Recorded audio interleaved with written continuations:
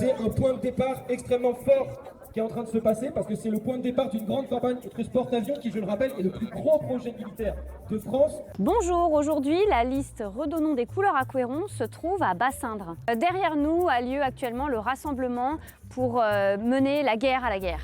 Emmanuel Macron est présent cet après-midi à Naval Group pour porter la communication pro-armement du gouvernement. Nous nous inscrivons avec la liste Redonnons des couleurs à Couëron de façon locale pour une lutte internationale. Avec la liste Redonnons des couleurs à Couëron, on est hostile à la militarisation de la société. La guerre, ça enrichit toujours les plus riches. Non à la guerre. Emmanuel Macron est venu aujourd'hui pour célébrer le nouveau porte-avions qui va être construit ici à Indrette, en célébrant aussi des centaines de nouveaux emplois. Mais il oublie qu'au bout de la rue, en fait, il y a ArcelorMittal qu'il a refusé de nationaliser.